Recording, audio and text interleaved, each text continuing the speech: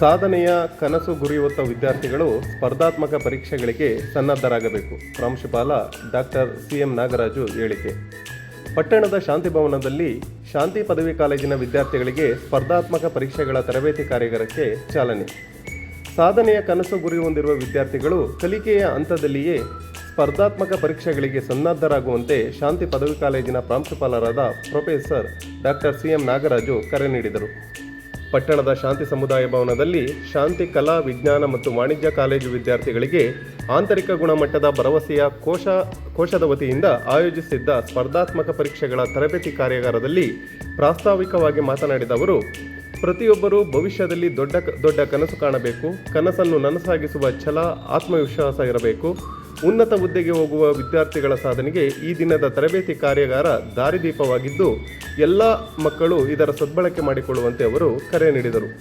ಕಾರ್ಯಾಗಾರದಲ್ಲಿ ಬೆಂಗಳೂರಿನ ಕ್ರೆಡೆನ್ಸ್ IAS academy ಸಂಪನ್ಮೂಲ ವ್ಯಕ್ತಿಗಳಾದ ಅನಿಲ್ ಕುಮಾರ್, ಪ್ರಭು ಗೌಡ ಪಾಟೀಲ್, ವಿದ್ಯಾರ್ಥಿಗಳು ಯಾವ ರೀತಿ ಸ್ಪರ್ಧಾತ್ಮಕ ಪರೀಕ್ಷೆಗಳಿಗೆ ಸಿದ್ಧರಾಗಬೇಕು, ಸ್ಪಷ್ಟ ಗುರಿ ಇರಬೇಕು, ದಿನನಿತ್ಯದ ಜೀವನದಲ್ಲಿ ಕಲಿಕೆ ಯಾವ ಹಂತದಲ್ಲಿ ಯಾವ ರೀತಿ ಇರಬೇಕು, ಸಾಧನೆ ಮಾಡಲು ಯಾವ ರೀತಿ ಅಭ್ಯಾಸ ಮಾಡಬೇಕು, IAS IPS ಪರೀಕ್ಷೆಗೆ ಸನ್ನದ್ಧರಾಗುವಂತೆ ಕುರಿತು ಎಂಬುದರ ಬಗ್ಗೆ ಮಾಹಿತಿ ಮಾರ್ಗದರ್ಶನ ನೀಡಿದ ಅವರು, ಶಾಂತಿ ಕಾಲೇಜಿನ ಇಬ್ಬರು ಮಕ್ಕಳಿಗೆ ಉಚಿತ ತರಬೇತಿ ನೀಡುವ ಭರವಸೆಯನ್ನು ಇದೇ ಸಂದರ್ಭದಲ್ಲಿ ನೀಡಿದರು. ವಿದ್ಯಾರ್ಥಿಗಳಿಗೆ IAS IPS KS ಸಿದ್ಧರಾಗುವುದರ ಬಗ್ಗೆ ಪ್ರಾಯೋಗಿಕವಾಗಿ ಪರೀಕ್ಷೆ ನಡೆಸಿದ ವಿಜೇತರಾದ ಮಕ್ಕಳಿಗೆ ಬಹುಮಾನವನ್ನು ವಿತರಿಸಿದರು. ಕಾರ್ಯಕ್ರಮದ ಅಧ್ಯಕ್ಷತೆಯನ್ನು ಶಾಂತಿ ಸೇವಾ ಟ್ರಸ್ಟ್ ಕಾರ್ಯದರ್ಶಿ ಪುಟ್ಟರಾಜು ವಹಿಸಿ ಮಾತನಾಡಿ, ಶಾಂತಿ ಶಿಕ್ಷಣ ಸಂಸ್ಥೆಯ ಸಂಸ್ಥಾಪಕರಾದ ದಿವಂಗತ KN ನಾಗೇಗೌಡ ಅವರ ಕನಸು ಗ್ರಾಮೀಣ ಭಾಗದ ಪ್ರತಿಯೊಬ್ಬ ವಿದ್ಯಾರ್ಥಿಗೂ ಗುಣಮಟ್ಟದ ಶಿಕ್ಷಣ ನೀಡುವುದು, ಅವರನ್ನು ಸಾಧಕರನ್ನಾಗಿಸುವುದು ಮಹತ್ವದ ಗುರಿ ಹೊಂದಿದ್ದರು ಎಂದು ತಿಳಿಸಿದರು. ಅವರ ಆಶಯದಂತೆ ಮಕ್ಕಳ ಸಾಧನೆಗೆ ಪೂರಕವಾದ ಈ ತರಬೇತಿ ಕಾರ್ಯಕ್ರಮಗಳನ್ನು ಆಯೋಜನೆ ಮಾಡಲಾಗಿದೆ. ಮಕ್ಕಳು ಇದರ ಸದ್ಬಳಕೆ ಮಾಡಿಕೊಳ್ಳಬೇಕೆಂದು ಪೋಷಕರಿಗೆ ಹಾಗೂ ಕಾಲೇಜಿಗೆ ಕೀರ್ತಿ ತರುವಂತೆ ಸಲಹೆಯನ್ನು ನೀಡಿದರು.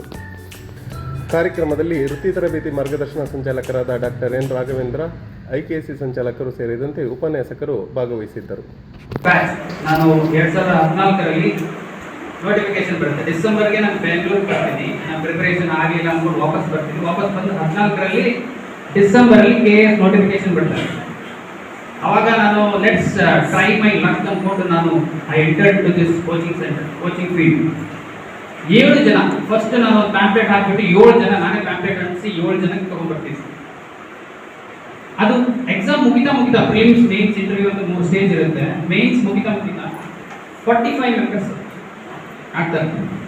ಸೊ ಫೈನಲ್ ಸ್ಟೇಜ್ ಬರೋದು 120.